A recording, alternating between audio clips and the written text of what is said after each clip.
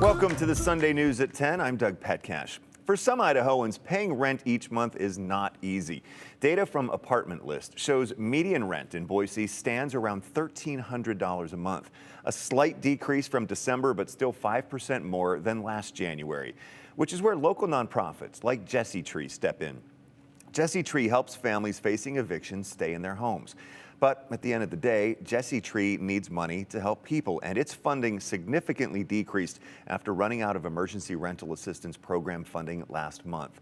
News Channel 7's Abby Davis talked to Jesse Tree's executive director earlier about this lack of funding. And Abby, the less money Jesse Tree has, the fewer people they can help.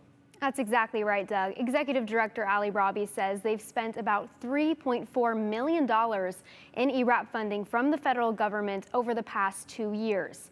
Without any more of that money on the horizon, Robbie says they're facing a fiscal cliff.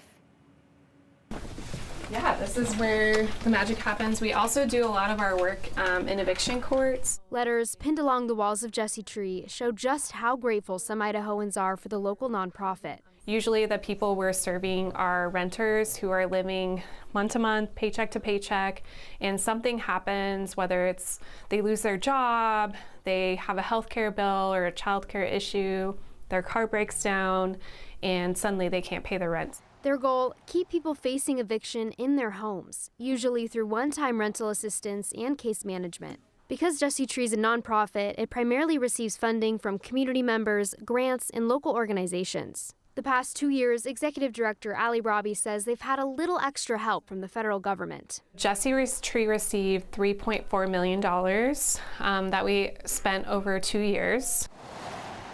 That's money from the Emergency Rental Assistance Program, set up during the COVID-19 pandemic. But Jesse Tree's ERAP money ran out in late December.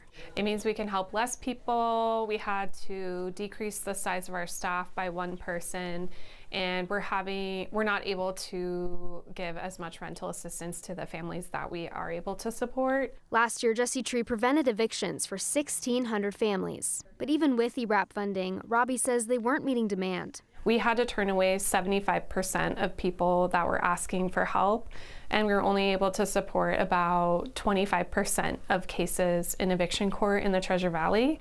Over the last few months, the community really stepped up for us and donated, funding, so that allows us to do more for people. But compared to, having those COVID dollars, it's still a lot less.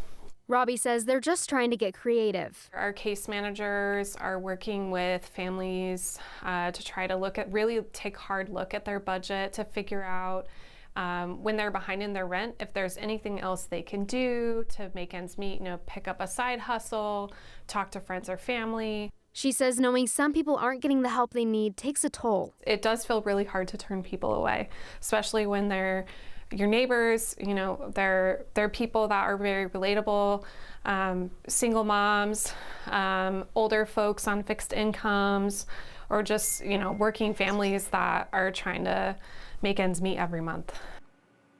This isn't just a Jesse Tree problem.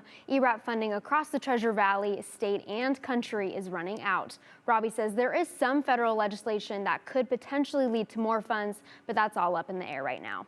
So, Abby, what can families do in the meantime if they do need help?